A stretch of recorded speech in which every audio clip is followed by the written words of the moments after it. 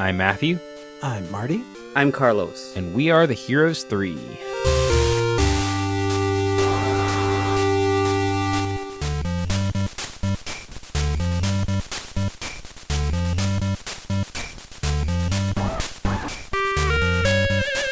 Welcome to Heroes 3, the bi-weekly podcast where three friends explore the best, worst, and everything in between in the world of Asian cinema. And this week, we are continuing our look at Godzilla with 1962's King Kong vs. Godzilla, directed by Ishiro Honda, and featuring all of our behind-the-scenes people from, or most of our behind-the-scenes people from the first one. Yeah. And our Serizawa, our guy from played Serizawa in the first one. Which that was fun to see him be like, oh yeah, I guess that wasn't that long ago. After I love to hear you say that, because that's one of the things as you go through these films. He shows up a lot, and you're like, wait, oh, him specifically. That's yeah, cool. the actor. There's a pool of Toho actors that you'd see. Akihiko Hirata is the actor, by the way. And like we were talking about Takashi Shimura, like he'll show up in a lot of these films too.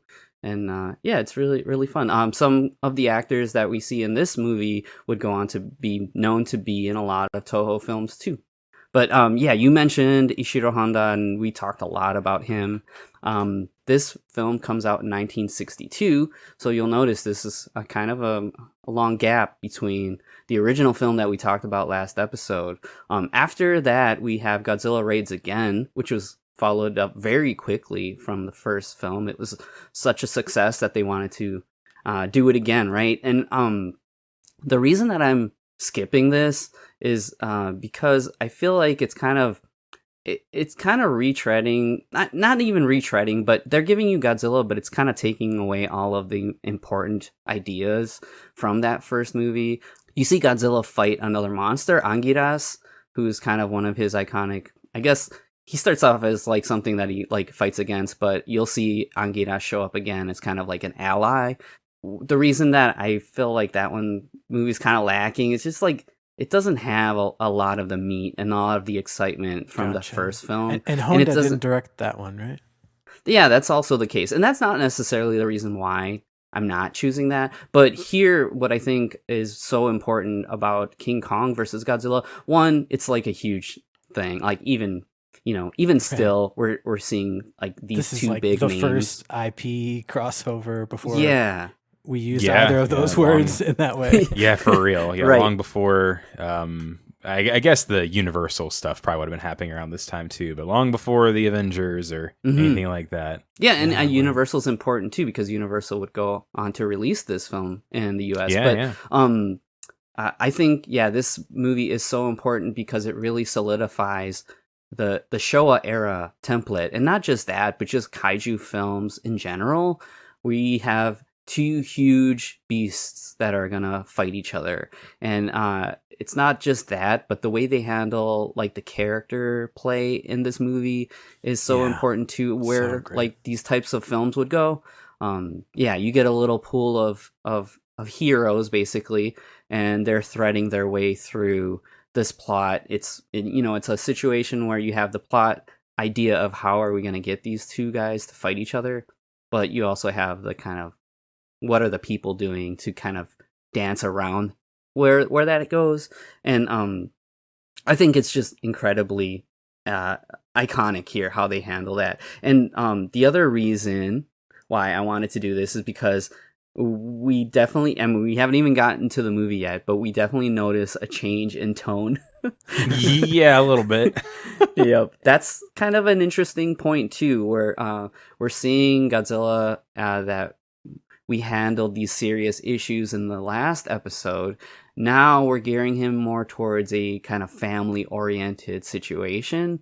But the thing that I think is really important about this film is that, and at least for the Japanese original version, there's still something to say here. I think Ishiro Honda uses this really big, goofy idea, and he also kind of injects almost like a satire.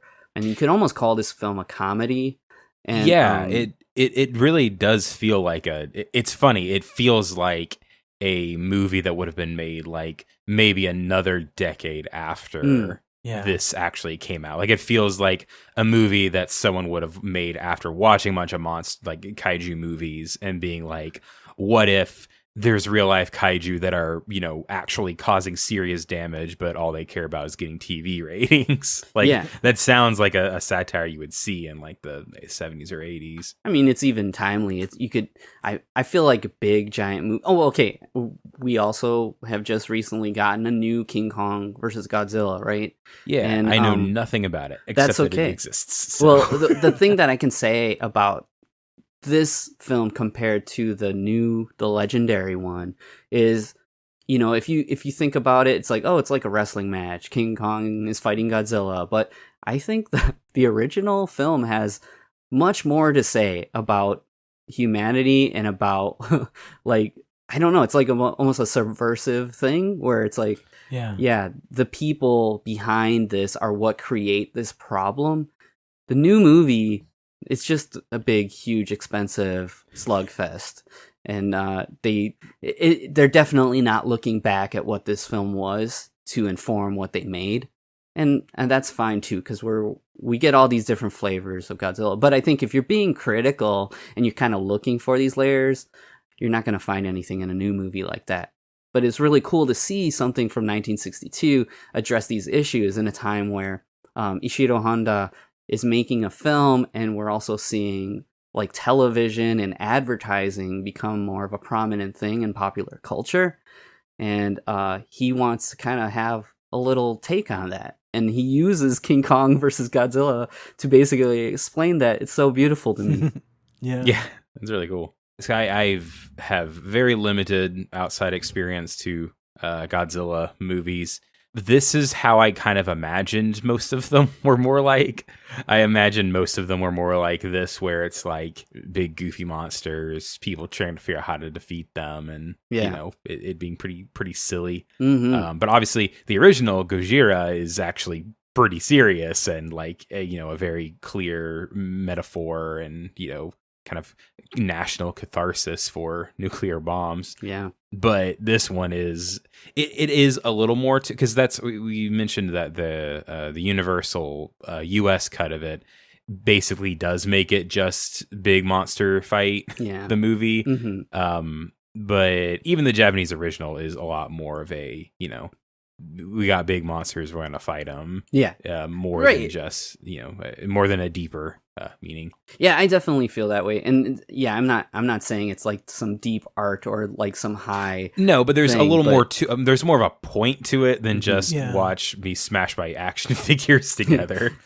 Completely. Honestly, for whatever reason, I was expecting that after the original film, that the Toho Godzilla films just like took a steep turn towards like swiftly made kind of cash-ins, and I was like super surprised and impressed with like what an original story they've constructed for this. And I think it has so many of the same strengths from the original film in terms of just like focusing on these relatable, normal people, yet it's not just kind of a facsimile of the formula for the original film. Like, I don't know. And also what a great time capsule to be in, just like 1960s office entertainment culture in Japan. It's just so delicious and great. It looks so good. HD stuff from the 60s is few and far between, but whenever you see it, it looks so good. Dude, and don't get me started when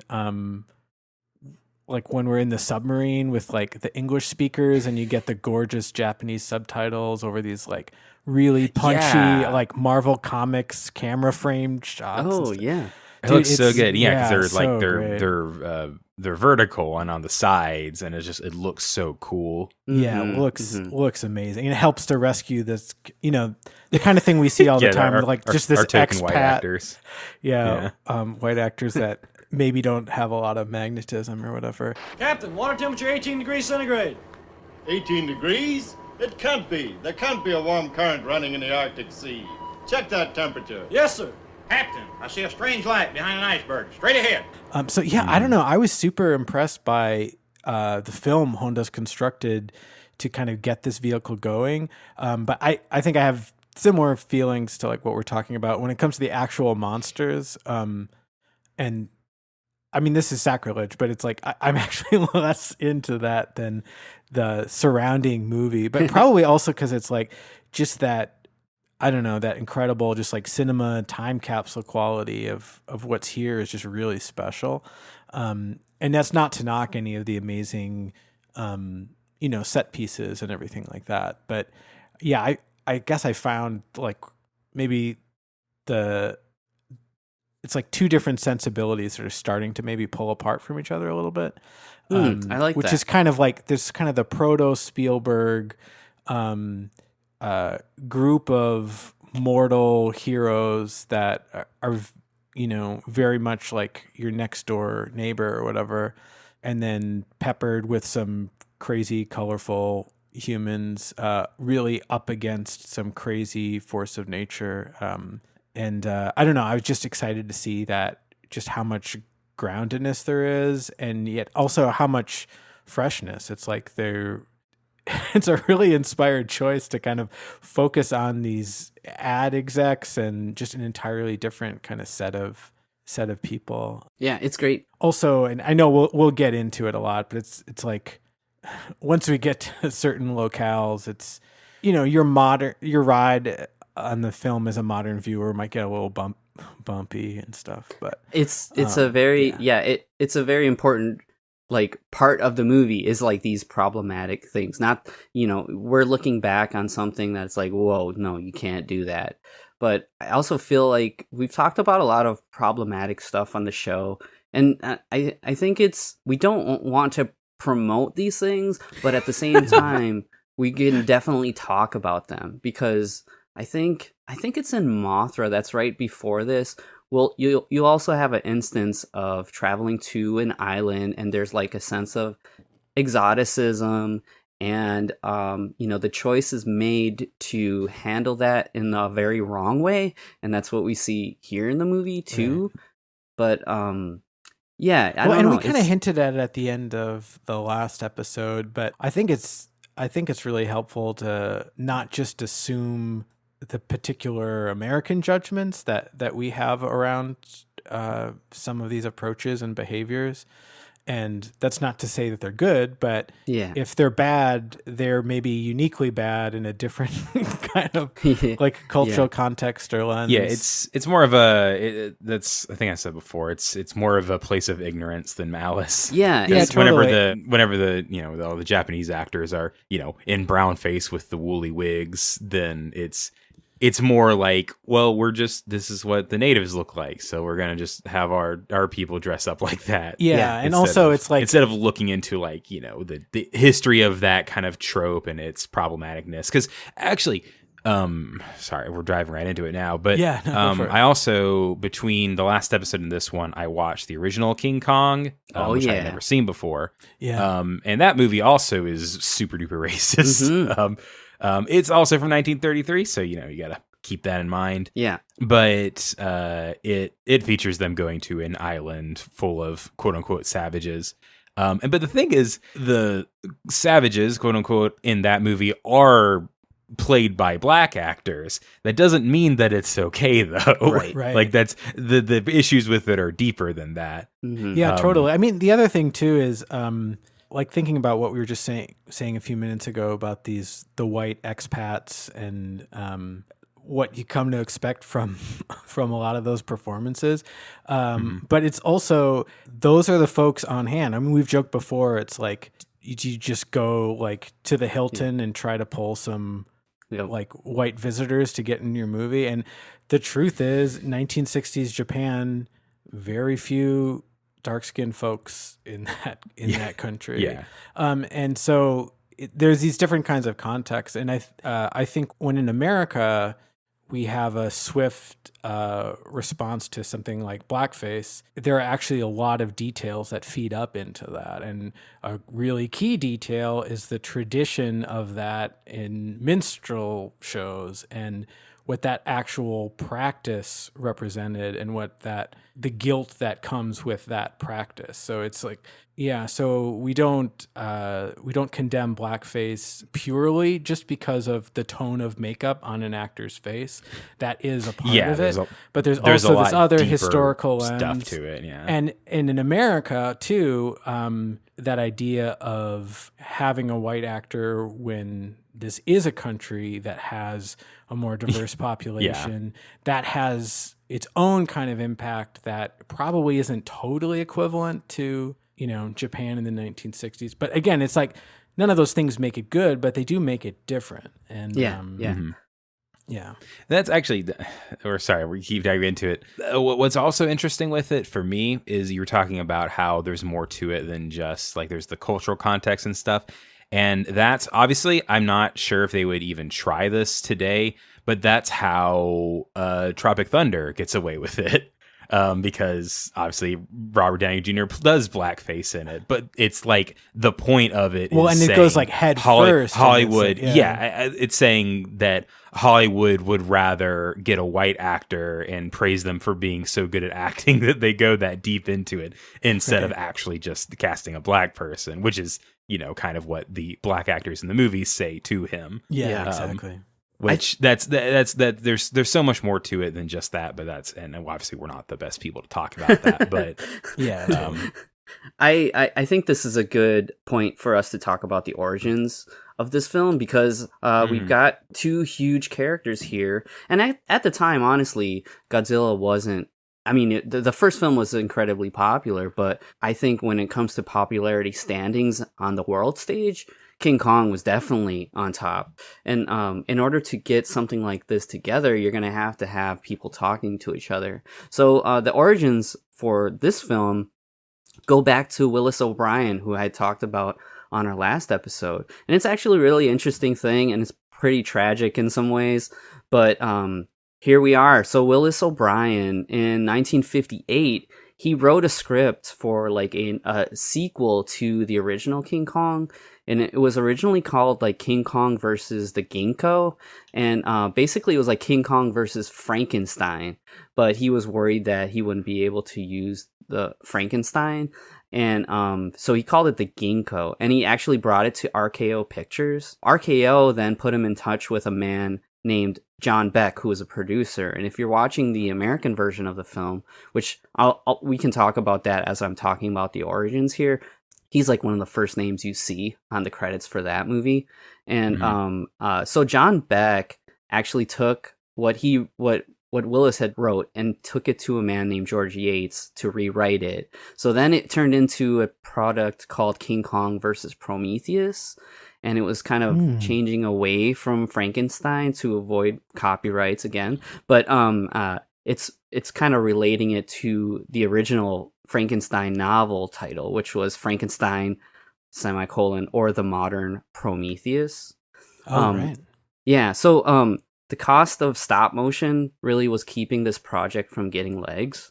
But John Beck was able to secure a deal with Toho.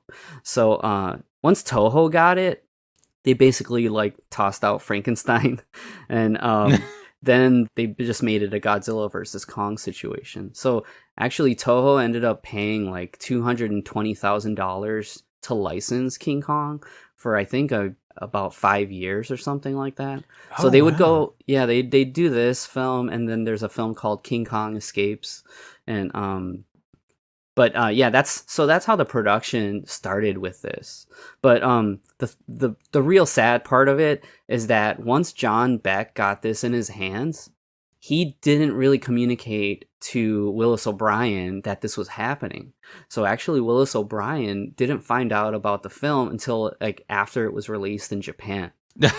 He got no crediting for it. Hey guys, is it too late to give my notes or anything? Yeah, no compensation.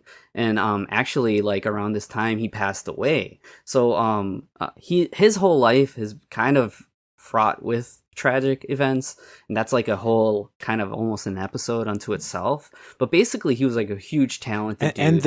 And the insensitive natives we talked about earlier, they're all named Willis O'Brien, which is really weird and super right just really rubbing it in. But I think if you don't know about the story, I would say look it up and just like be like, damn, at the very least think about this man and his contributions, not just to like sure. King Kong, but like just to special effects in film. And like I said in the last episode, Tsuburaya being so inspired by the original King Kong, now we have a situation here where he is working on a film with this hero that he saw and inspired him to take a different path in filmmaking. So I have to imagine that if any of the crew on the Japanese side of things understood what was happening, they would for sure want to bring him into production or something. You know, it wouldn't have been like that. Well, these things happen all the time in like a larger organization where it's not always clear who knows what, and or sometimes people are flat out misled. We're working with Hollywood on this one, you know. Yeah, it definitely sounds like John Beck was kind of scummy, having his side hustle. Yeah, because he would end up making like $200,000 when he I think he was the guy that licensed it to Universal, so he got like the rights to like the release of the film in like certain markets like United States and UK and stuff. And so it sounds like he kind of really came out ahead. And the other name that's tied to the original King Kong, Marion C. Cooper, even he had like this whole long struggle about who has the rights. And they were like, Marion and Willis O'Brien thought they had the rights, but RKO was like, no, we have the rights. And that would go on way out until like the 80s, I think. Well, there's an incredible story that intersects with Nintendo. I don't know if you guys have heard about this, where so once Donkey Kong became this huge smash arcade hit, Universal reached out to Nintendo and was like, hey, not so fast. Like, this is clearly copyright infringement. We don't think this is, you know, playful, fair use, winking or whatever. Whoa. And it was like, filed like an actual lawsuit. Nintendo of America, I can't remember the law firm that they reached out to, but ended up being the perfect fit, because the legal team did a whole bunch of digging into all of like Universal's contracts and like going back into the origins of the film. And what they were able to present at trial is like, actually, Universal does not own the copyright to King Kong. Isn't it crazy? Yeah. And so I think subsequently that Universal got their ducks in a row and cut a bunch of large checks, from what I understand. But it's a really, really kind of exciting story. Yeah. So John Beck, like I said, he got the rights. You know, he basically got this all taken care of. And when he saw like the original cut of the Japanese version, he like didn't like it at all. Like he wanted to make all these changes. And I think there's like a story about him like seeing a screener of it with like people from Warner Brothers. And after that, he wanted to just cut the movie up. So that's what they ended up doing. So the US version and the Japanese version are very different. In some ways, it's more of a severe change than what we were talking about with Godzilla King of the Monsters. They add all these like newsroom scenes, and they basically take all of that commentary that Ishiro Honda had about this advertisement stuff and the pharmaceuticals. Like that's not an important part of the US version at all. And also the score. So I think, I know we've mentioned this on episodes in the past, but I think this is probably my favorite Ishiro Honda score. Man. Oh, yeah, it's just amazing. Yeah, the music is really good in this one.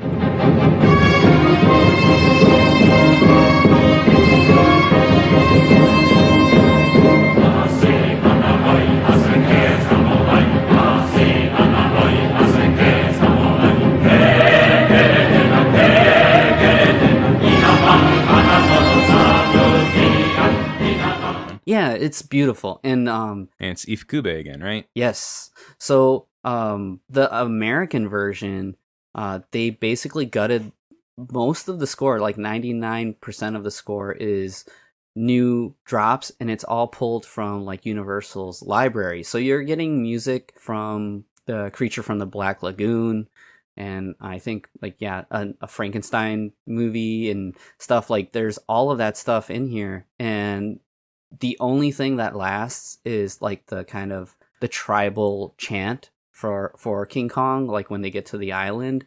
So that's really unfortunate. And to tie it back to what we were talking about like problematic things, John Beck basically didn't like the original score because he didn't think it was like Western enough.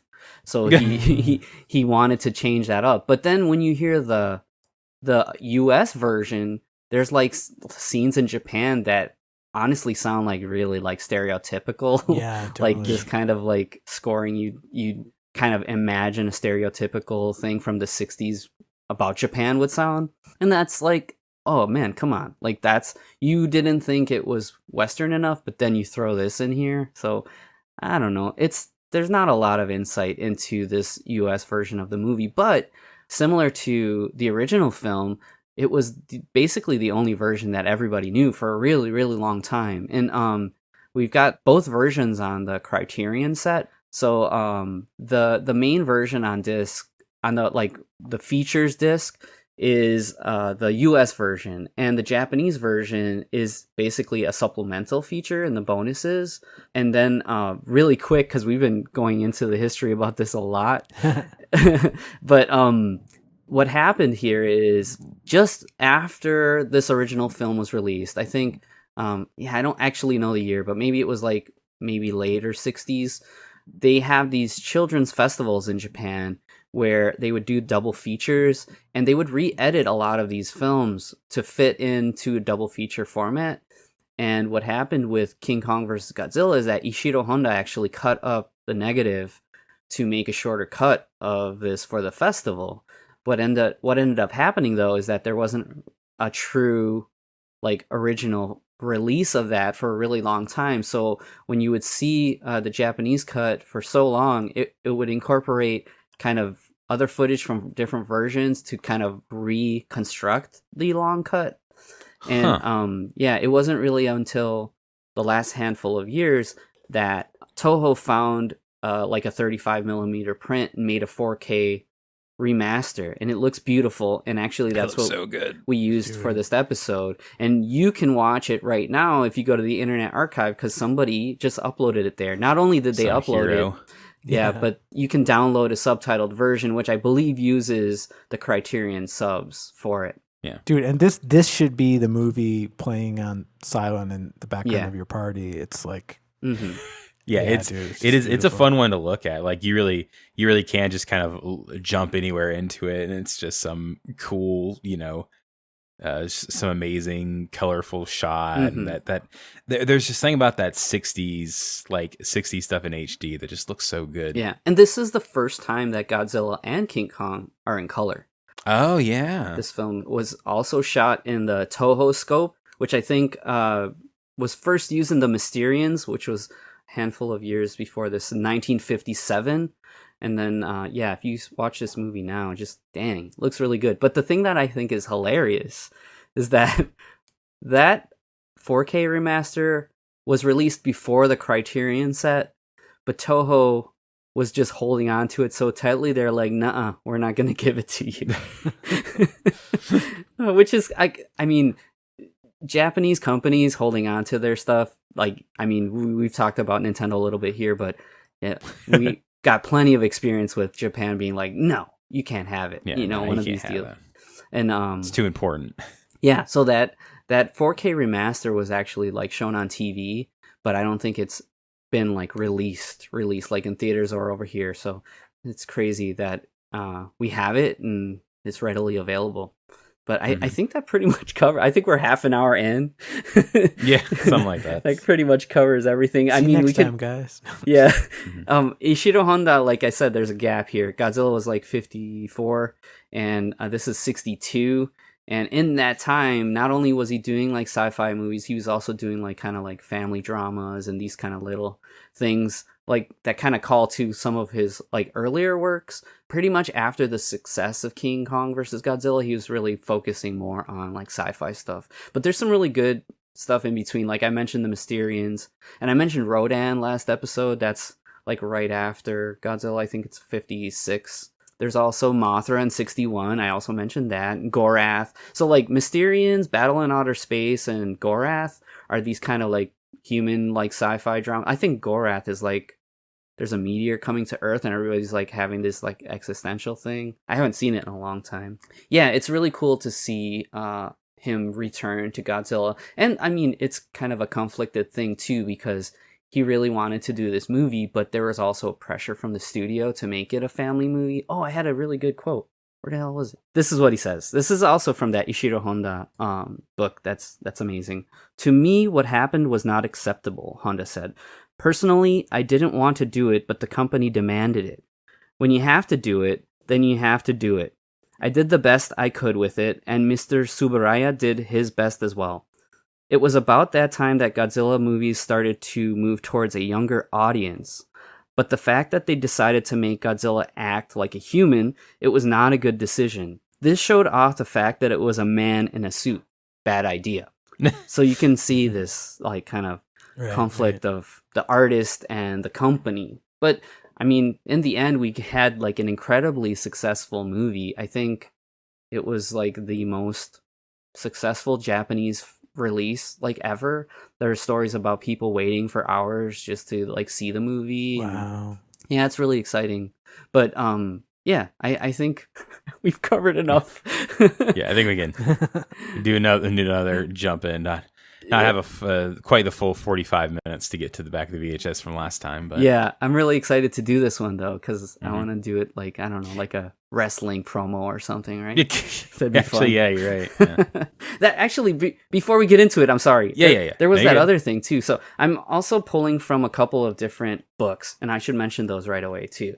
Mike, go for it. Yeah, Mike. Let me borrow the official Godzilla Compendium by J.D. Lees and Mark Saraceni, and it's such a cool book. It just kind of has like almost like a stats-based thing. Like, they list all of Godzilla's like foes and all this stuff, and they have each little stats. The thing that I think is so funny though, they have a win-loss record for each of the monsters.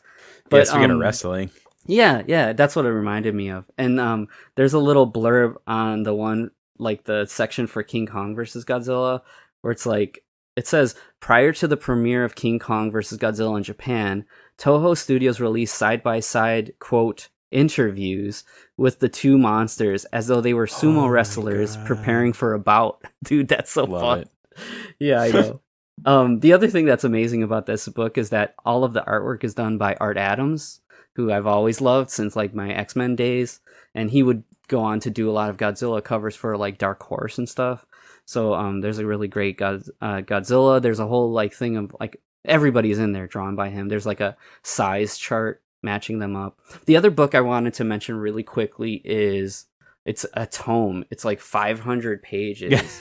And it's called The Lost Cuts Editing Japanese Monsters Volume 1 US Edits. It's by John LeMay. And it's only $20, and it's 500 plus pages. I'm flipping through it right now. So say I could hear you flipping. Get that right on the mic. Right? Yeah, here we go. And get some ASMR. It's just like a listing of all of the edits of the US versions of these films.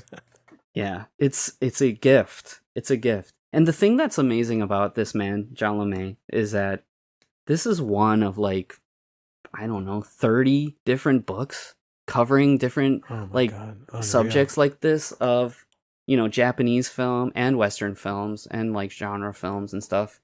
It's amazing. $20, you can't go wrong. If you're even remotely interested in this stuff, you need to check this out. That's all I got. Dude, wow. I won't talk for the rest of the episode. All right. I mean, me and Marty stumbling around talking about King Kong. Yeah. All right. Well, let's take a look at the back of the VHS. Wednesday! Pacific Pharmaceuticals presents the battle to end all battles as two titans tussle. The king of the monsters, Godzilla, glows with anger as he stomps his way to Tokyo. Standing at 164 feet and weighing at 22,000 tons, this cranky kaiju has a mean tail whip and some searing atomic breath that can't be stopped. The The eighth wonder of the world, King Kong, is ready to rumble. Hailing from Faroe Island, standing at 148 feet high and weighing in at 27,500 tons, this great demon god might seem like the underdog, but he has some shocking secrets up his sleeves. They're smashing their way to Japan, and fists will fly at Mount Fuji. Ishiro Honda and Eiji Tsuburaya bring us the legendary battle. Will you win, Godzilla? Will you win, Kong? The battle of the century! King Kong versus Godzilla!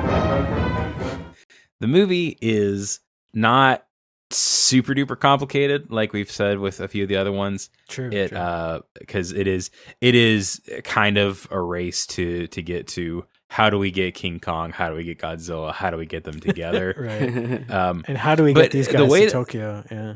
But I love that the way that that Godzilla comes in is kind of feels like a more kind of traditional Godzilla thing, where it's like, he's a force of nature that kind of awakens from the earth. And King Kong, it's literally a TV station heard about a rumor of something and wanted to film it, and then took King Kong back with them. It's such a silly approach. And then but yeah, this movie is it definitely it races to getting you to the monsters a little faster than the others. In the first one. Yeah, there's no real mystery to what's happening. It's basically, where's this guy? Where's that guy? King Kong is a bit mysterious because, like you said, there's like a rumor about this on an island, and this pharmaceutical company wants ratings. It's like back in the day when you see like it's like the pharmaceutical company like runs the TV station or is like the main sponsor or something. Right. So the honestly, it's funny. Like we're introduced to like the head, like Mr. Taco, and he's he's on so some great. He's so funny. Like Yunhua energy. Yes. I was like gonna say that, Yunhua or like a Dean Sheck like slime ball. I was thinking he's a little Shecky, yeah, so fun, and he's basically like, I think this is hilarious too because he's looking at this news program and he's like, this is boring. I can't believe like people watch this stuff. It's so boring. But then to me, if you watch the US version, they basically take that thing that he said was so boring and inject it throughout the whole movie. Kinda.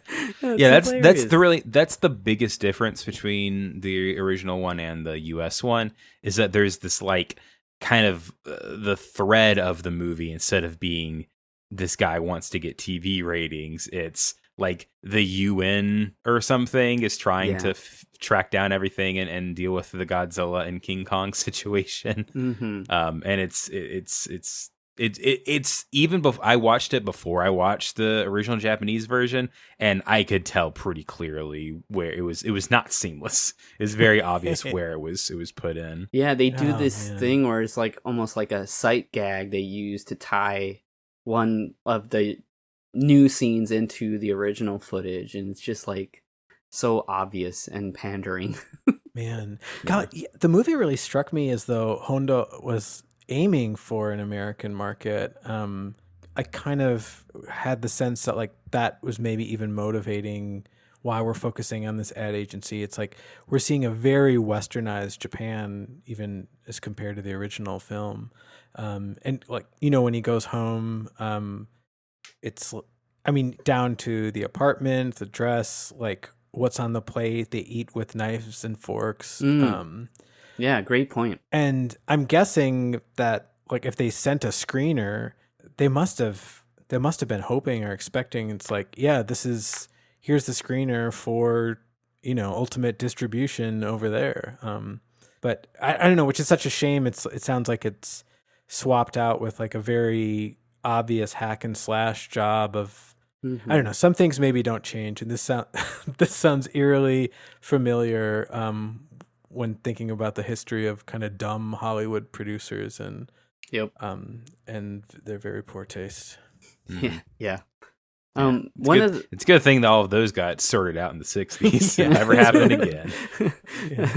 One of the things I wanted to mention is that you mentioned how Godzilla is kind of this force of nature, and he basically erupts out of an iceberg. And what that is that's like the finale of the last film, Godzilla Raids Again. Oh, cool. Yeah, so at the end of that film, they realize that, they can't defeat Godzilla, but they can like bury him. And they basically end up burying him in an iceberg, and that's him bursting out of it. The thing that I think is cool to me, though, is this, now when you see Godzilla, you see him with the, the blue hue, and then his atomic breath is blue. But they basically show you what the origin of that is, because you have some scientists on the Seahawk, this submarine, and they mentioned the Cherenkov light, and that's like in a nuclear reactor. There's like a blue glow. That's why Godzilla has that blue glow. It's tied to the radiation, and it's something that you just kind of just assume. But I like that they directly addressed it in this film. Yeah, totally. Some Godzilla lore for you. Yeah. So shortly after that submarine scene, we're seeing some of our main characters. So we have Kenji Sahara, who plays Kazuo Fujita. We'll see him. We have Tadao Takashima, who plays Osamu Sakurai, and he's one of the TV guys. So you're seeing Yu Fujiki. He's like kind of like he's drumming.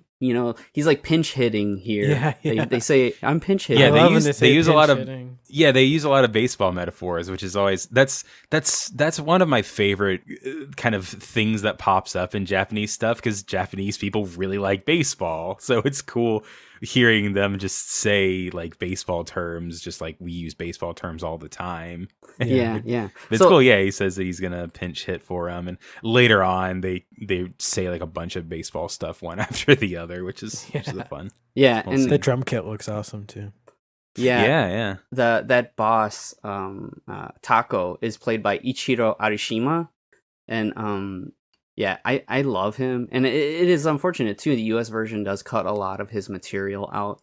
So they basically have a meeting to kind of, like you were saying earlier, Marty, we need to get more ratings, so we need to find like a way to do this. And there's this scientist that's talking about like the situation. He's come like from the ocean, and he found this island, and on this island they talk about like this demon god. So he's like, oh, we gotta figure this out. And that's basically like the three core members. Like shortly after that, we see who I was saying before, Kenji Sahara. He's like a manufacturing guy, basically. And he invented this like incredible material that's like super thin but stronger than kind of, stronger than steel. Which is funny because whenever I saw it, I was like, okay, sure. And then it pays off later. I was like, okay, I guess. Yeah. I guess. Also, isn't that such a I don't know? It's such an awesome feeling when you're watching like a very old piece of art and they're playing off like some incredible technology that will never ever be made. As though it's like just around the corner. It's like, oh, I love that. There's a really funny shot of him like testing that string out on a balcony. Oh, dude, and it's gotta be a gift. It's really good. He's just so happy. There's a really fun thing that actually Joanna noticed it when we were watching, but there's a zoom out from that shot where he comes into the dining room, and there's a reflection on the window, and behind the character sitting at the table, you see like another head pop out. So this isn't a character in the scene, and actually I can almost picture like a little hat, and I'm like, that actually might be Ishiro Honda, like behind the camera, just reflected in the glass. Oh, no, that's I just I have it on in the background. I just watched that, and you can very much see it, because it's like you see him in the foreground, and then you see another in the reflection. You see him reflected, but then you see this other little head kind of pop up before it gets covered up. Yeah, isn't that crazy? It's so cool. I love stuff like that in movies. I don't know if it's him, but Ishiro Honda kind of had this iconic look, and the form that you kind of see is the hat that you'd see him wearing a lot. So I don't know, man. Yeah. Also, just want to call out just how Honda's evolved as a filmmaker. So got this beautiful Toho scope and amazing color, but also just very dynamic camera. And honestly, I think almost everything about it, from like a cinematography, blocking, staging point of view is really next level. It's like even when the camera's locked off, it's these very, again, to me, it's like 60s era Marvel comics, like very punchy frames, but often even in like mundane settings, like here at the dinner table or earlier in the office, it's like the camera's pushing in on a dolly, and it's really, just really dynamic. And I mean, it's, you can just feel the just how inspirational so many of these choices are, like in our films today. It's amazing. Yeah, it's great. So yeah, at this little dinner, we have Sakurai, who I had mentioned, played by Tadao Takashima. His sister is Miehama Fumiko, and what you find out is that Fumiko and Kenji Sahara's character Fujita, they're an item, and that's like another of like the kind of character drama that kind of pulls you through, like when Godzilla will show up or King Kong shows up. And I think that's something that we see in like not just monster movies, but in so many movies now, that they give you this kind of personal relationship, and it kind of increases the drama. It's like then what you've got here is like more of a date movie. Honestly, it's like it gives you something to kind of hold on to. Yeah, so then I'm gonna keep, because I'm gonna have nowhere else to ever talk about it. That's the interesting thing with the original King Kong, is that it is a laser focused movie. It is, these people are like, and actually it's not dissimilar to this, actually. Instead of a TV station, obviously, because it's the 30s, it's a filmmaker that like wants to get these new and weirder, more interesting, like kind of a National Geographic kind of thing. Totally. And he goes to this one island where they worship this thing, and then they find it, capture it, bring it back with them, and then it goes horribly wrong. Yep. But which is funny that's kind of similar to this in a way. Yeah, they use set up. They do this thing where they kind of take. Sorry, all that to say, there's also a love interest in that, which also leads to one of my favorite lines I've ever heard in an old movie, which is where the guy says, "I guess I love you." Why, Jack, you hate women. It caught me by surprise. Yeah, if I'm remembering right, the man, love interest, he just like is like, "You're just a woman," or you know what you're doing. How'd you end up on this boat? One of these deals. But then they end up being together, and that's like because that used to be like an old saying you'd hear like 20s to 40s. It's like, he's a woman hater. Like there's even a clip of Walt Disney talking about the Seven Dwarfs, and he describes Grumpy that way. Nice. We're jumped back and forth to the Seahawk. The Seahawk is on this expedition, and there are all these scientists, and eventually they get to this iceberg, and like I said, they notice this radiation, and as they get closer, somehow they end up crashing into it. And as they're dealing with this kind of crisis, you hear this familiar Godzilla roar. And while they're jumping back and forth from that, we also see that Furue and Sakurai are making it to Faro Island.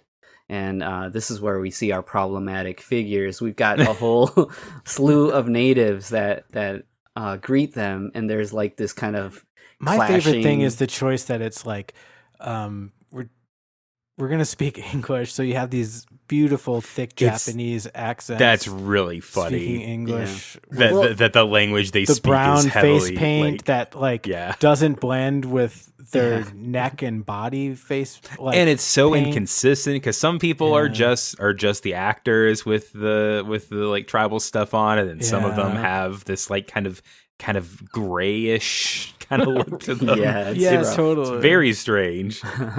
But you see them, they're all kind of milling this red like fruit.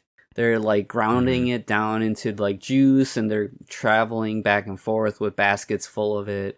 And in the US version, they kind of like talk about that, like here's this thing that we found on this island, and it jumps to Taco talking about it with the scientist.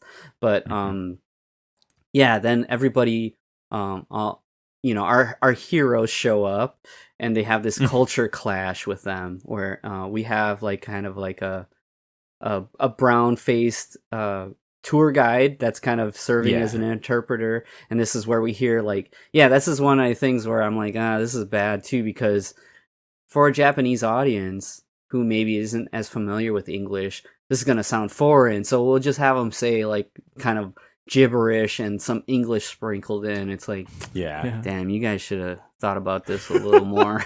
But I mean, it's another choice that really made me think they were aiming for like an American release of this. Yeah, that's true. The other thing is I mentioned earlier that Toho paid like $220,000 to get the license for Kong. So they were originally going to do filming in like Sri Lanka, but instead, because of the cost for licensing, they had to do like sets for this, and they also filmed like the island shots are from Izu Oshima. So it still has kind of a fun look. I mean, besides the problematic stuff we were talking about, but I like seeing the done up sets for stuff like this. Mm-hmm. Yeah, no, the sets, it's a fun set. The costumes are fun. It's just problematic. Yeah. So then the makeup is not good though, because it is, if they were going for trying to look like, darker skinned islanders, it doesn't look very good for that. So there's a whole bit with them kind of appealing to the chief using a radio. So they're like, oh my cigarettes. God. And then, there's a great bit where they the song cigarettes. on the radio is like so great though. Yeah, it's great. It's great. I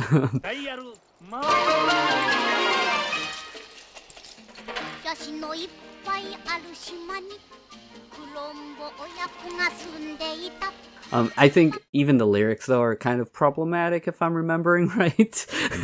But the other thing that I thought was pretty funny when I was taking my notes was everybody's like, all the cigarettes get lit. I'm like, who lit the cigarettes? You see all these tribal members like sharing cigarettes, and like there's like a kid, they give a kid a cigarette, which is hilarious. That's pretty funny. Yeah, I love it. That scene does happen you see that scene in the English one too, and they make some of the I will say some of the dub lines in the American version are pretty funny. I wrote a few of them down. We'll get a few of them, but this one they say something like, "You better not smoke it around home." Yeah, nice. I think there's a bit at some point, maybe it's a later bit when they're exploring.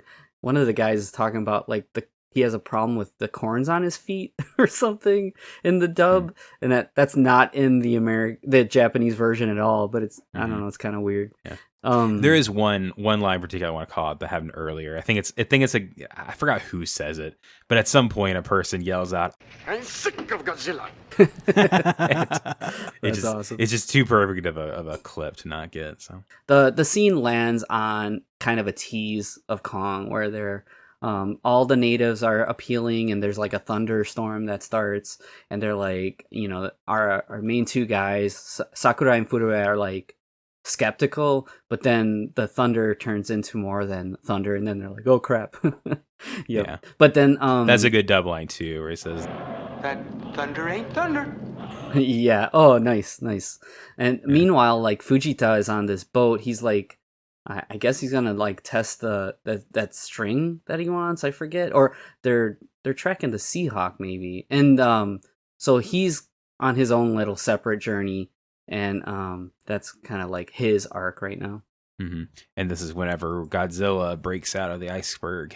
I love how that looks. Honestly, it does look good. It's Awesome. Really fun for it being such a like high, like shot downwards, where you think it'd just be like little. It'll take the scale away. There's something about it that still makes it work. And I love that they kind of really zip you through that. Like once he breaks out, he's like immediately like on land. Yeah. It's instantly you see him breaking out of the iceberg, cut to a bunch of the little toy tanks coming out of the base to go start shooting at him. Mm-hmm. And we should also mention too that the Godzilla suit is quite different than the one we've seen in the last two movies. Now this is more towards like the more of that era modern Godzilla look. I still think his cranium's a little tight. He kind of looks like he has almost like a cone head. Weird. Yeah, there's he some does not look trade-offs for sure. Yeah, he doesn't look quite as doofy as King Kong. We'll get to that. We'll get to that. But he does look more like from the side. He looks great. When you see him head on, his head's a little like tight, like you said. Yeah, overall I think it's a cool suit, and I remember not liking it as much, but it's grown on me over the years, and I think he's very mobile, and I mean that helps for the fighting later on. Yeah, but I mean I think that has like a trade-off too. It's on the one hand there are shots where it's great that there's more flexibility in the costume, but kind of like that quote from Honda you shared earlier, a little bit of flexibility goes a long way in kind of killing the illusion. It's right. Like, I can tell that the guy in there can move around a little better. Yep. And then following Godzilla's arrival on land, I love this. we have Akihiro Hirata, like you mentioned earlier. He's playing a character named Shosuke Shigesawa.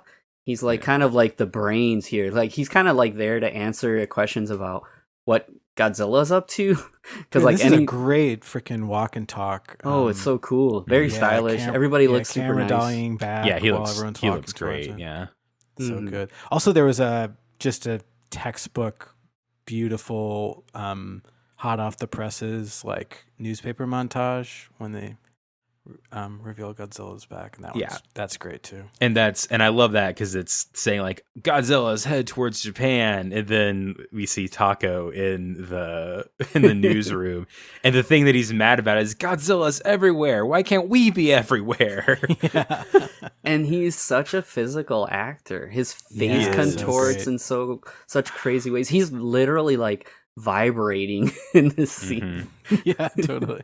It's amazing. And that bow tie, and it's amazing. And I noted as the scene goes on, he's shaking so much his hair is just like completely disheveled by the end of it. It's so funny, so good. And then it jumps us back to Faro Island, and we get a little more teases of Kong. They're like exploring like the mountain now, and we get more like thunder, and then there's like a bit with like a lizard, and then Sakurai like uses his gun, and then that triggers Kong's rage. You hear him yelling, and you get like the smallest tease of him. You see like one frame of his fur as like a mountain starting to crumble. Yeah, and there again, it's like I just love seeing that amount of like Hitchcockian suspense. I mean, you really get the sense like Honda is still trying to just make a great film from start to finish, and not just kind of cash in on the craze of Godzilla as kind of simply as possible. Yeah. Back in the day, when I knew a little bit about these movies, there were a couple of things that I'd always hear about King Kong versus Godzilla. One was that there's two different endings. One was a King Kong wins ending, and one was a Godzilla wins ending. But the other story that I always heard was it has to do with the scene that's coming up here. So it's nighttime in the village on Faro Island, and a giant octopus attacks. So we have an interesting combination of effects here. Dude, We've got like amazing, like day for night footage of an octopus like attacking a miniature village, and it kind of works, kind of doesn't. I think it's a pretty rough scene overall, but the thing that I wanted to say was that Tsuburaya was obsessed with kind of doing like a octopus monster movie. I think one of the earlier ideas for Godzilla was a giant octopus, and he would go it was like something he'd always have he always dreamt of doing it, and here we get that in a way. So this uses the like footage like I was saying, but there's also some stop motion here, which I think is really fun to see. And like I said, the compositing doesn't work that much. But it's still kind of some of those shots though are really awesome. I mean, like, I know we've got like a crazy mix of techniques here, but I think somehow for me, some of them are landing better than a lot of the suitmation sequences. But Suitmation. We actually haven't mentioned that phrase yet, I don't think, but that was like the phrase people would use for this rubber suit stuff. But the other story that I always heard was that when they were filming this, they used the octopus like for filming, and then this like one of the stories was that they ended up eating the octopus at like oh damn. Yeah, that was one of the things that I always heard, and I looked that up for this, and I couldn't find like a direct source for that, but it's still something fun to mention. So I mean, similar to a lot of the Hong Kong movies we talked about, we're not getting on camera animal cruelty, but this story leads you to believe that there was something that wouldn't get like, you know, modern verification. PETA would not approve of that in definitely in our day and age. So that's kind of fun. But now King Kong gets to make his big debut. Oh yeah, here we go. He looks so dumb. Oh man, so King Kong looks so dumb in this movie. You had talked about it on our Discord chat about how King Kong looks, and I had to mention something like, because like RKO told them like, hey, you gotta, if you're gonna do King Kong, he's gotta look different, and this is what they went with. I'll say he's different. Yeah. He looks very strange. He's got like this kind of reddish, he's kind of a ginger King Kong, right? Yeah, definitely. Like brownish red. Yep. And he's got like kind of like scrunched head. He doesn't really have a neck. There's a big emphasis on like the pecs, which is maybe not a great idea. It's like it's not vulgar, but it has vulgar energy. Yeah. The motion inside like the suit is It looks like he had nipples at some point, and they were like, "That's too much. We have to take them off." That's what it looks like. He's also got these arm extensions, so his forearms look a little longer than you would expect somebody in a suit to look like. But a lot of it really is just the suit acting. A lot of it is the suit itself doesn't look great, but a lot of it, you said in the last episode that I think it was Honda said to move like a machine, or maybe that was the SFX guy. But and in this, he very much moves like a guy in a monkey suit. He moves like Charlie Brown after like a hard day at school. It's like there's like this kind of mopey quality, and he's just like never really ferocious. Amazing. But it's also like it kind of makes you love him a little bit. But yeah, it's kind of charming in a way. So for Joanna and I, our favorites are the tight shots on his head where they use kind of like a puppet. Oh, totally. Yeah, those are so like funny. Yeah. There's really this funny. Like, I think here. So yeah, after he defeats this octopus, and then after that, he notices the Faro juice, the red juice. Yeah. And he's like, "Hey, I'm gonna get Shaw some Brothers of this." Red. Yeah. That's what I was thinking. It looks like he's drinking Shaw Brothers blood. But the shots are like this kind of puppet, like Kong, like drinking. They look hilarious, and I love it. I do think when he lays down for his nap, like those composite shots are pretty darn cool. Yeah. And I think the composites, all the tribal villagers. There's like the kind of larger composite of the tribal warriors like attacking the octopus. I think those look cool too. So once Kong here like takes his drink, what you find out is that it puts him to sleep. It's that red drink. Yep. And then I wrote in my notes, after King Kong lays down, then the villagers start doing the cha-cha slide. Yeah, they got a really start stylish doing this like dance. synchronized dance. Yeah, dude, the synchronizations. Stellar. It's pretty. But yeah, that's they all dance around, and of course, what are you gonna do with the sleeping King Kong? You tie him to a raft and ship him back to Japan. That's obviously another like reach that I love, where it's like, oh, let's make a King Kong size raft. Okay, yeah, we can do that. They don't show that at all, but just like whatever. There's a little funny joke too that's in the Japanese version, where because like their boss is called Mr. Taco. Taco in Japanese is octopus. So you get a moment where one of the guys is calling, "Oh, Taco's here!" Like an octopus is here, and the other guy's like, "Mr. Taco's here."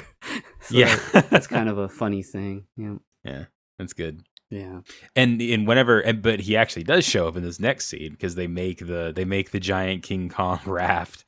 They're back on a ship, And then Mr. Taco comes in pretty stylish. Yeah, dude flies in on a helicopter. It would be stylish if he didn't slide down in the silliest way possible.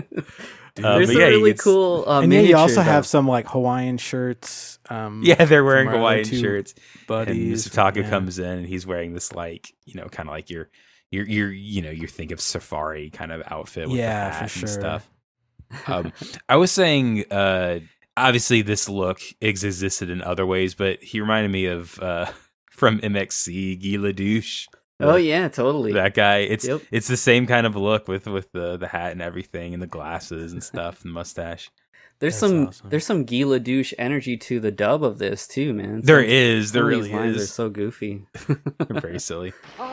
There, King Kong. But yeah, and they have TNT strapped to it, and Miss Taco like leans on the TNT plunger, and it's very like silent movie kind of gag. Oh, dude, totally. And it's also like this kind of cartoonish humor that I think would resonate with like what we're saying, more kid friendly stuff. You've got like a Looney Tunes situation, but then they're straight up shooting at Kong. I love that. Yeah. So we jump forward a little bit. We get to our first encounter with Godzilla. Yeah, we've seen what King Kong can do, and now we're gonna see what Godzilla can do. And there's like a train that's going along, and I think Fumiko, right? One of the Fumiko. love interests. Yeah. She's on the train. Oh man, she's got like the worst luck. She does. Yeah.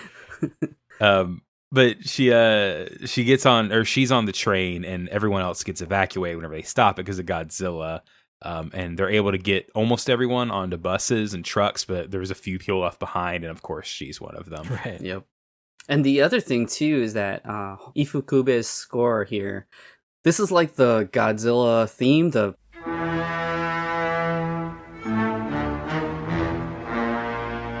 Yeah, this is almost like trademark version. When I was looking it up, this is the first time that this was used.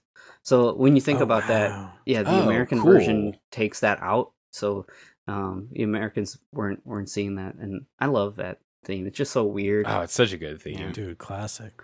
The thought behind it, like how it's like, I don't know. I think about Street Fighter 2 soundtrack like a lot, and there's some things where it's like, how did you come up with like Zangief's theme? Like what's the thought here? And I think about that with like, or like the Versus screen theme. I think it was because Yoko Shimomura traveled to Russia, studied in St. Petersburg.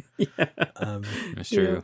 And just like, assimilated all that together. But I always thought that about Godzilla too, like this weird arrangements of notes. Like, dude, it's so cool. Well, actually, I guess given the context today, I do think it probably is a little bit of a nod to like Max Steiner's famous music from the original King Kong, which is also like has this very declamatory, quarter note thing and kind of the low brass.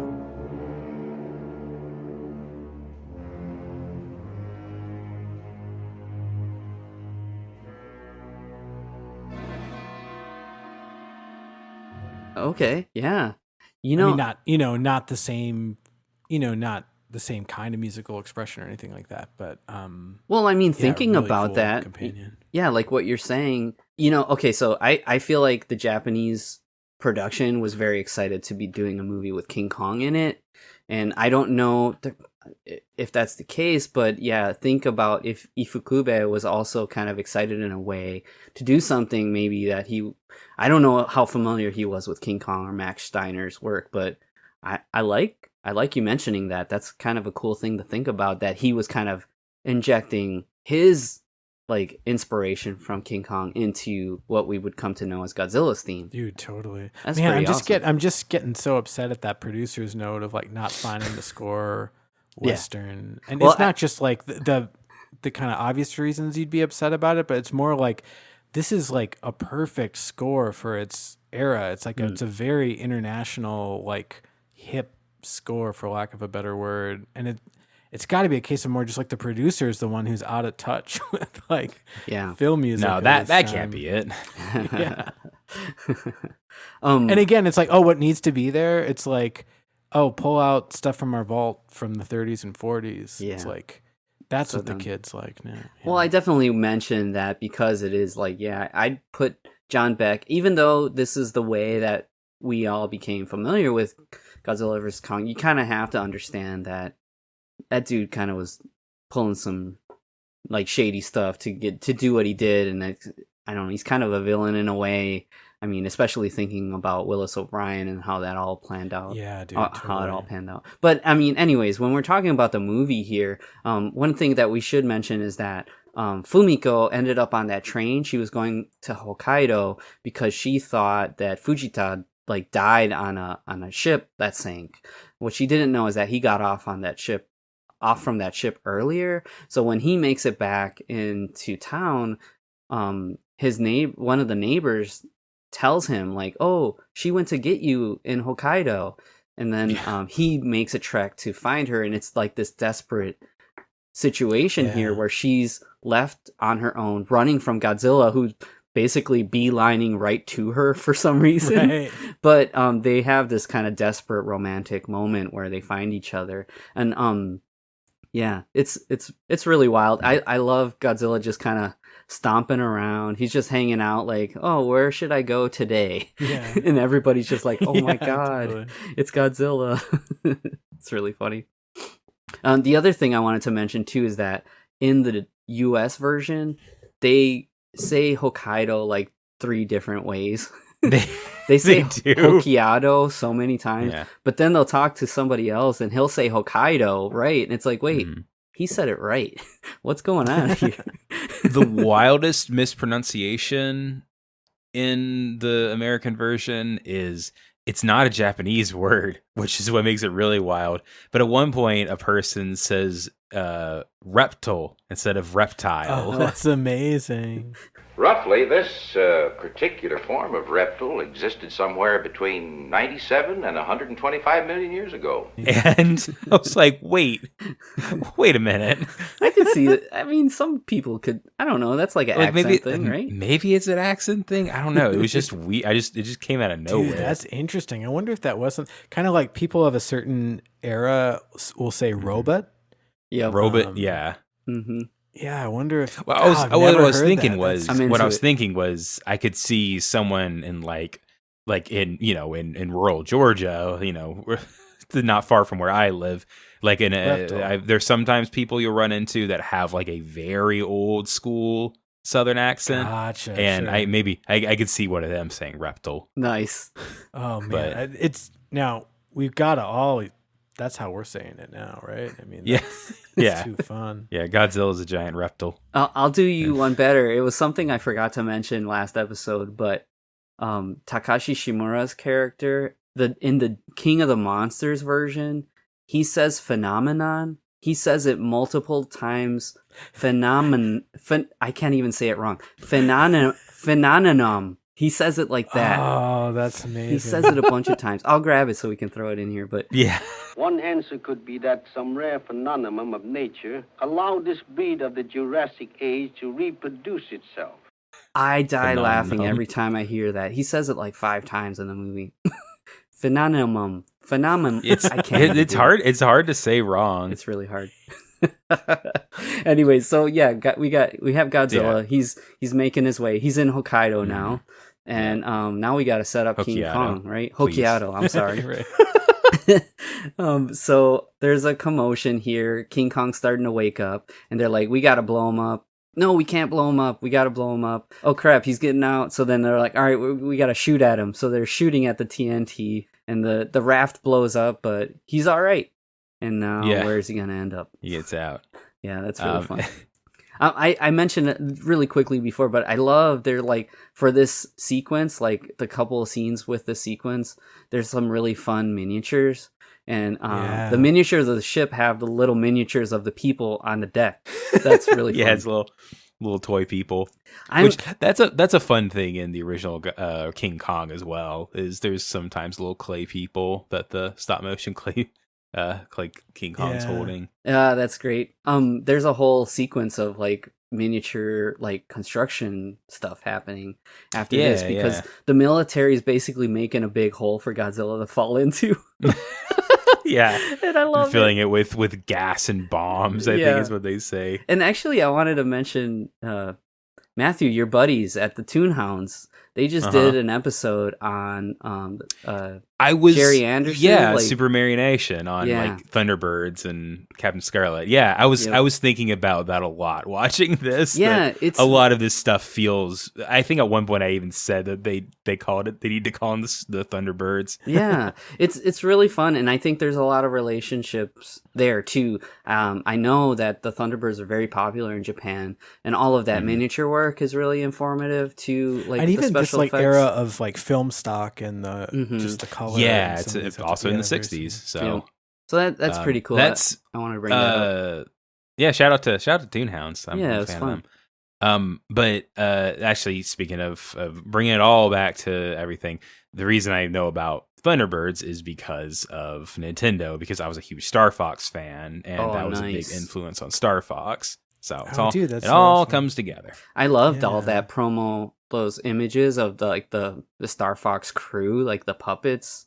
Yeah. That was so cool to me back in the day. Man, if they ever make another Star Fox game, then I would love it if that was dude. The graphical approach was to make it look like they're puppets. Yep. I would love that. That'd be amazing. Oh, have you guys heard from like the Gigaleak or whatever, the like the raw uncompressed VO for Star Fox 64? Yes, I have heard that. It's weird sounding. Gorgeous. You've got an enemy on your tail. Whoa, it's real weird to hear it. Yeah, some of them are amazing, but the like Good luck. is like it's just very clean and good luck. Yeah.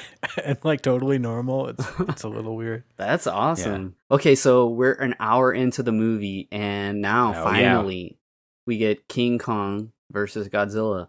It's almost like a little promo, it is kind of. It really does look like Godzilla's cutting a promo. Like he's making all these poses. Yeah, he's shooting. There's an amazing shot where Where's my camera? Yeah, where Godzilla destroys a helicopter with his atomic breath, and then it cuts to King Kong, who does this like little kind of blinking with his eyes. That's like Joanna and I. That's like our favorite. I'm the cute one. Yeah.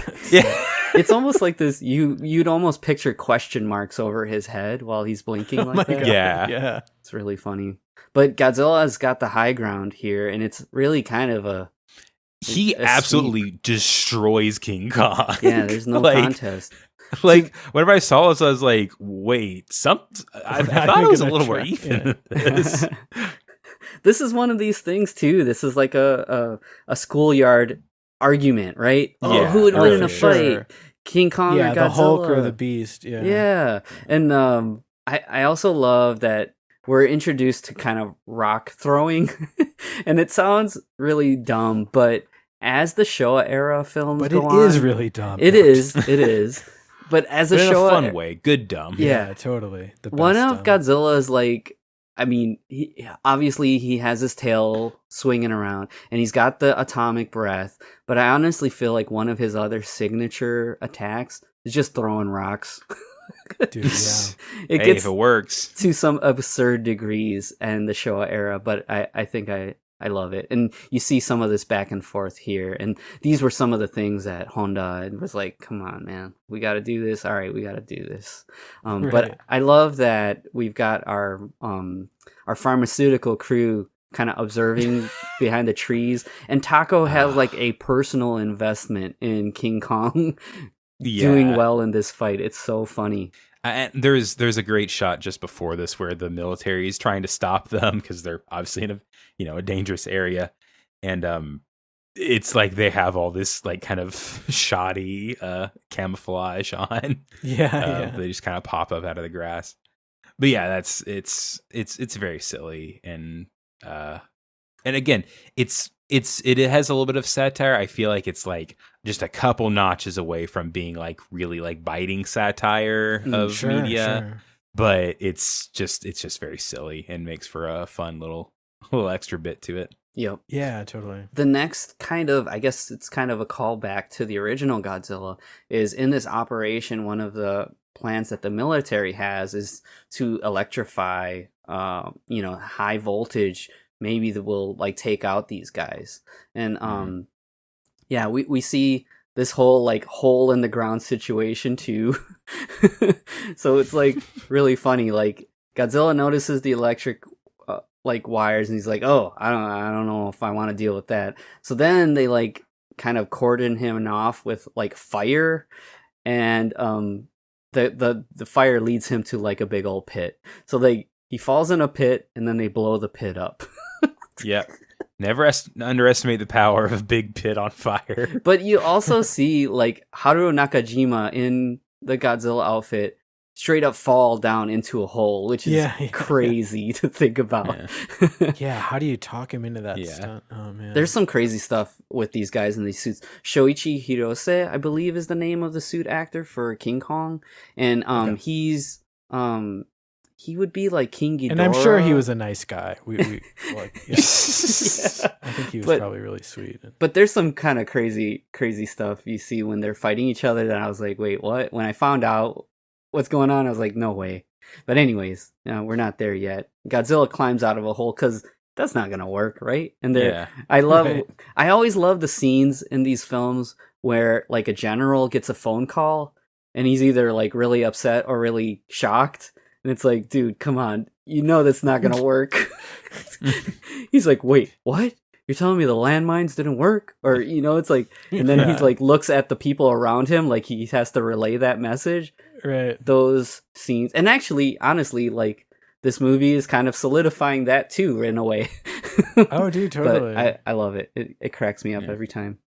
So Godzilla is deterred by the electric fence, but King Kong runs into it and he starts munching down on the power lines, which they in the US one, they don't really explain that at all. They're kind of just like, oh yeah, he just goes through it, it's fine. Oh, he's stronger now. And in this, they're very much like, electricity makes him more powerful.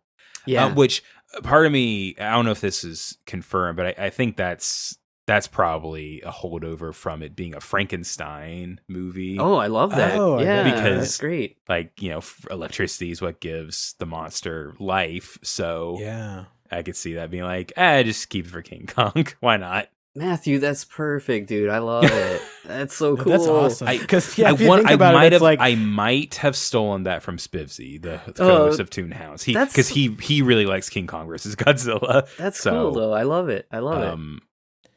But it's like, oh yeah, on his isolated island, there's just tons of electrical generators.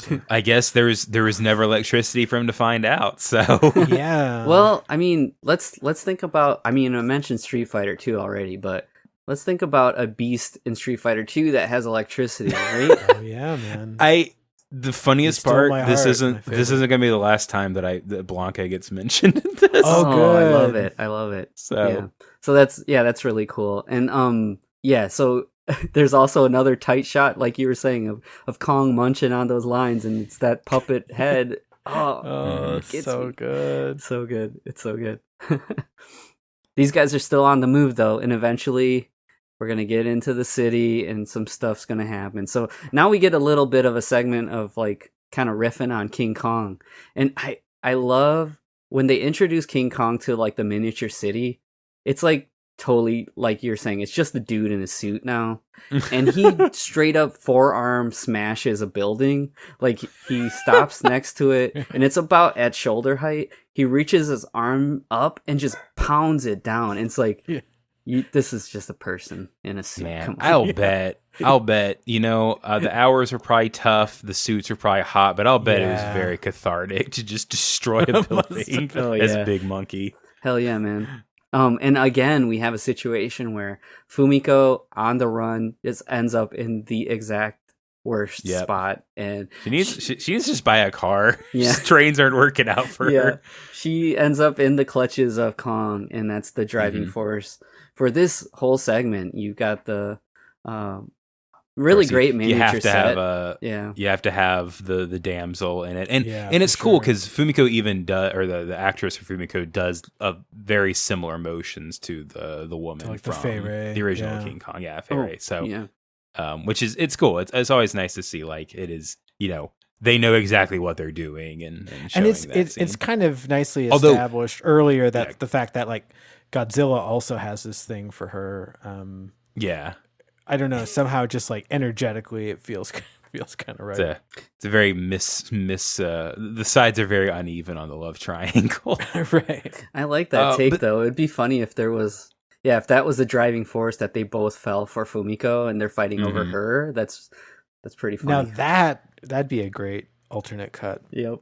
That's also brings up something that the King Kong's a lot bigger in this than he is in the RKO original one. Yep. Because in the original one, he's like, hang on, I think I wrote it down. He's like we get 30 stats? feet. He kind of varies in size throughout the movie. Nice. Because like people compared him to like the height of the Empire State Building, of course. And I think he's like 40 feet or something like that. And in this movie, he's like 130 feet tall.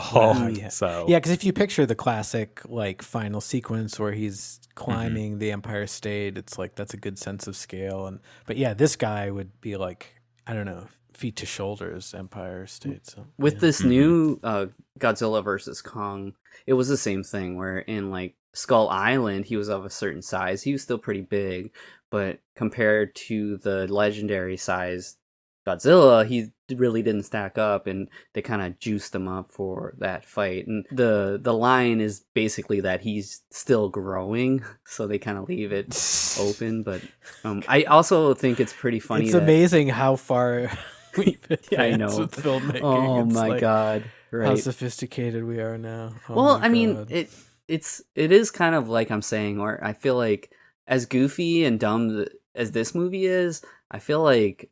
Yeah, if you like adjust for, I don't know, cultural inflation or whatever. Cultural inflation.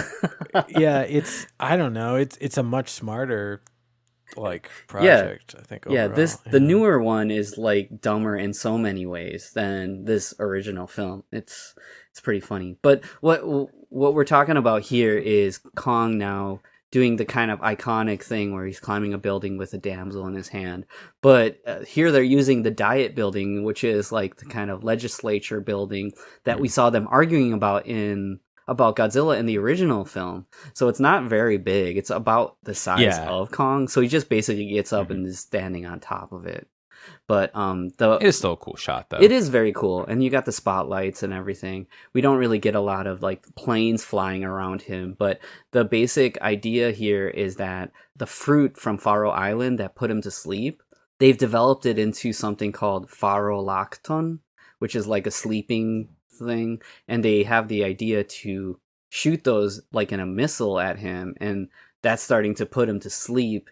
And then we have our guy who was pinch hitting drumming at the beginning. Now he's using that drumming as a skill to put him to sleep, just like the natives did on Faro Island. So this, very cool. It's really cool, and awesome. it's really fun. Like again, we're seeing that puppet falling asleep, but pretty good. The solution and that wasn't scripted. The dude just dude just passed out. Yeah, nice. They're able to save Fumiko here, and then now we have a sleeping Godzilla.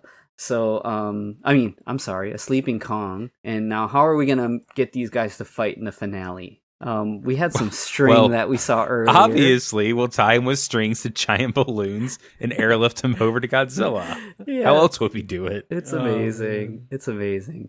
Godzilla is like hanging out by Mount Fuji, and they just basically drop him off. Hey, now you guys got to fight.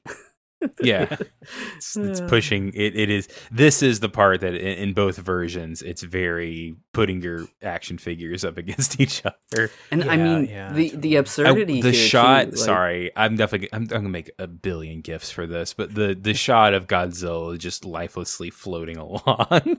Yeah, it's great. Oh, it's so good. Okay, both Godzilla and Kong have created such havoc in Japan, and I'm sure lives have been lost. And we're still at the point where this advertisement like the pharmaceuticals, like they're making the decisions basically to do this. Mm-hmm. Nobody's called them out on like, hey, you guys are killing people now. Yeah. Oh man. But we get this really great sequence, and I mean, honestly, if you're looking at like your timestamps of your film, you realize, oh, this is almost like a Wheels on Meals, Dragons Forever situation where it's like the last 10 minutes of this movie are just them fighting. Mm-hmm. Super cool. And it's a great because they're on Mount Fuji. There's like a cool establishing shot of a not snow-capped covered Mount Fuji, which is interesting. You always see Mount Fuji with snow on top. Yeah. But it's he drops them off. It's kind of the classic drop off away from civilization so that they don't hurt as many people until they do. But now King Kong's juiced on electricity. So man, he stands a little more of a shot. It's true. There's like phases to this fight. It's like it is kind of like I said with Wheels on Meals. Kong is kind of like apprehensive because he knows that he got whooped, and then he kind of like hides behind like a cliff. Mm-hmm. And then Godzilla shows up and he like grabs his tail, and you get them tossing each other around. And then here's another thing where I was saying where they're doing like these kind of rocks back and forth. Kong like owns himself a lot at this first segment. Like that was my reference in my notes, was that he does like a Blanca roll and just smashes right into a wall and knocks himself out. Yeah, he's definitely concussed after he smashes his head on a rock face. Yeah. I do love like Godzilla swinging his tail to hit the rock back at Kong, and I also think it's hilarious where anytime Godzilla uses his atomic breath, which should just be like, that's the move, like just do it, man. But Kong has this like, it's like a wide shot of him reacting to it where he like taps himself like, oh, this is weird. Like it happens like 3 or 4 times, and they're literally like rolling around on the ground and stuff. So if you're a critic of this stuff, this isn't gonna really sway you. But I feel like, I guess it's almost like wrestling, in how like, okay, if you're into wrestling, you like this stuff, you're having a good time, have fun with it. And totally. I think it's a similar thing here. But I do love at the beginning, before Kong gets juiced up, Godzilla is just like destroying him. It's even to the fact where Godzilla like standing over him like, really, dude, like this is all you got? He just starts piling rocks onto him. It's so fun. But then the thing that brings Kong back into the fight is a lightning storm nearby. Yeah. And the lightning strikes King Kong, and he's able to make this grab onto Godzilla's leg or tail and swing him around. It's so cool. Actually, earlier there's a moment where Dr. Shigezawa, the Serizawa actor, he mentions like a story about like a Swiss postman that got zapped, and he was charged like a battery. Right. So they kind of like rationalize that. Yeah, but seeing Kong like powered up, it's like the first time you see it, you're like, what? What's happening? And then he's like mounting him like basically like a MMA fight, like beating him down like while he's mounting him. Yeah. Oh man. And he grabs a tree and starts shoving it down Godzilla's throat. That's like the iconic shot of like, he like shoves it down Godzilla's throat, and then Godzilla like blasts it back at him. Mm-hmm. It's so funny. But what I was mentioning earlier about these guys in the suits doing some crazy stuff, there's a judo throw, like a shoulder toss, where Kong like straight up throws Godzilla. And what I found out is that Haruo Nakajima is in that suit when he gets tossed. Oh wow. That's insane. But I mean, it's really, really crazy. So yeah, they're fighting. It's getting really crazy, and it's just kind of progressing. There's a really funny like puppet moment where it's like a far shot of them, like 2 puppets fighting against each other, and they slowly make their way to like a cliffside. And this is like an area of Japan called Atami, and they end up both like kind of jointly destroying this like Japanese castle. And what I found out about that is Atami Castle, it looks really old, but it isn't. It's like from around like the 50s that it was made. Oh. So that's kind of a fun little side note. But yeah, they're tussling, and basically they shoulder toss each other into the water. So they both fall into the water, and then what you see is Kong rise up out of the water and swims away. Yeah, I was fully expecting to be like, well, yeah, Godzilla's our guy, so of course Godzilla's Yeah, totally. Like home field advantage for this one. Yeah. But one of the things I do want to say is that this movie is called King Kong versus Godzilla. King Kong's good point. First, right? He's lead. And that's what, despite what my Google says every time I try to search it, that does make it easier to search, because the new one is called Godzilla versus Kong. Right. And this is King Kong versus Godzilla.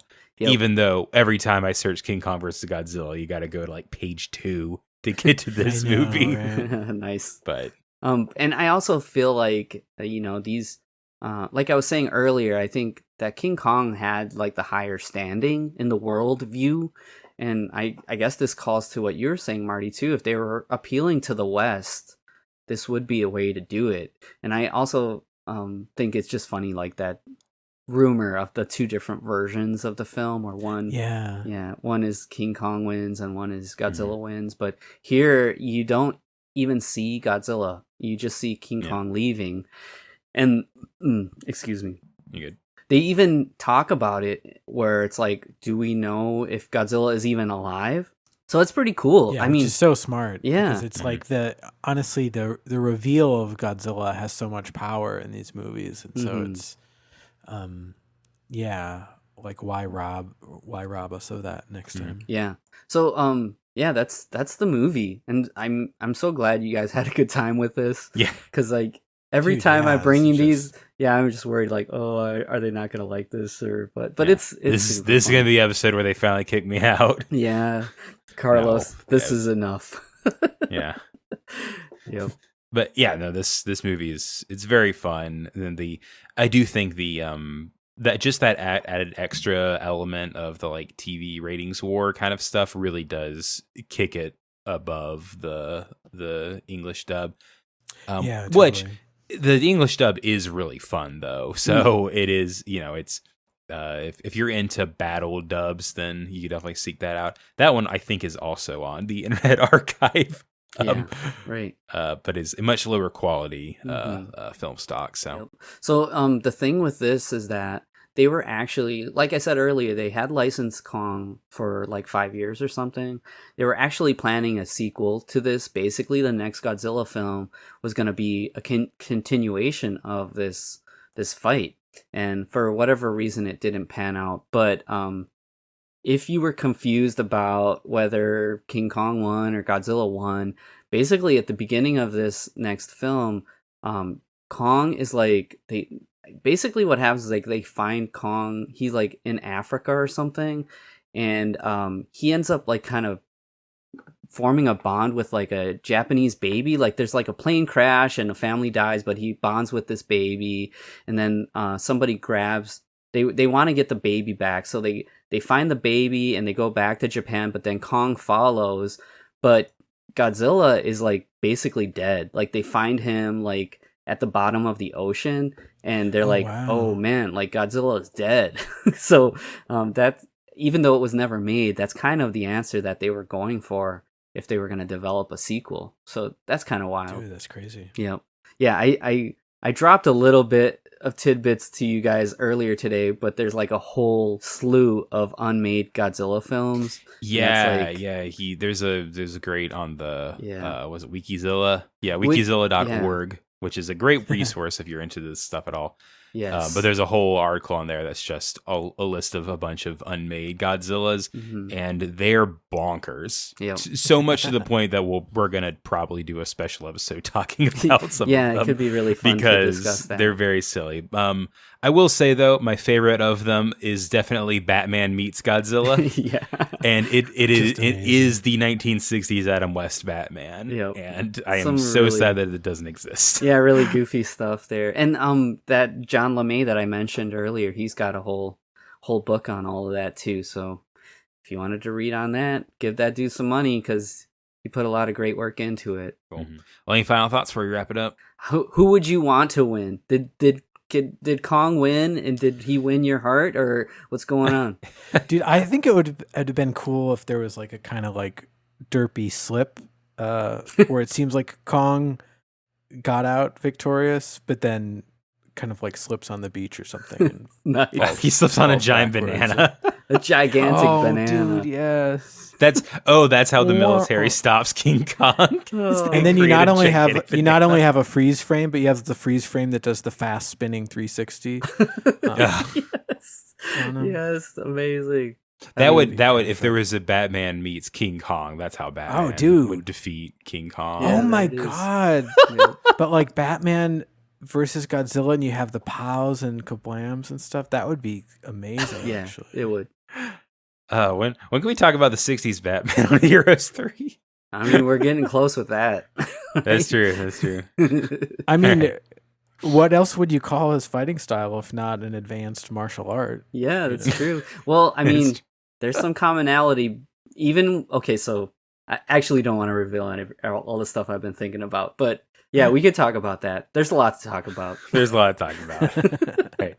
Well, thank you so much for listening to this episode. This one's a little longer than I was expecting, which is totally fine because it's a big goofy movie with a very odd backstory. So yeah, it's close to the runtime of the movie, honestly.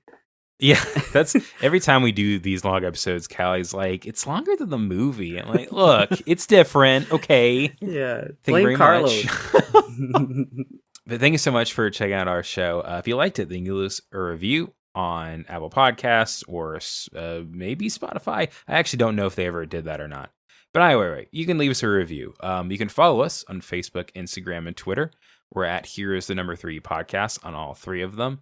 And you can shoot us an email, heroes3podcast@gmail.com.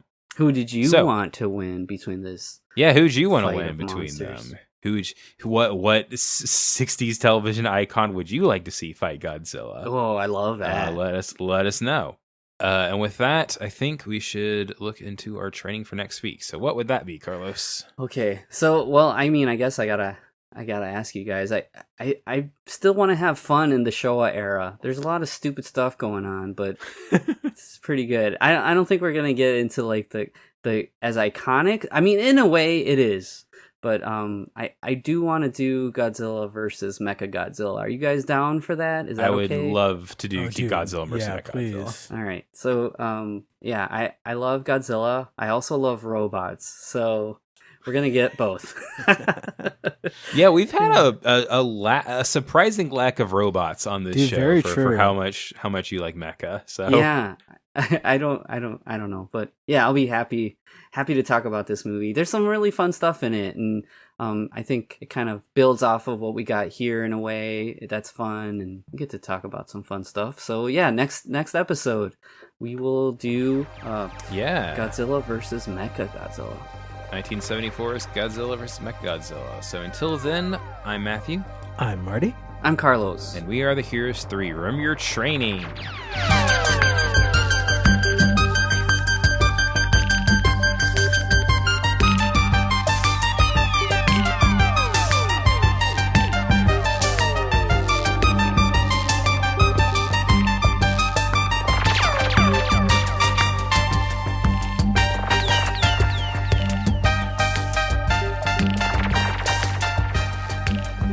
Heroes 3 is part of the Mercado Brothers Podcast Network.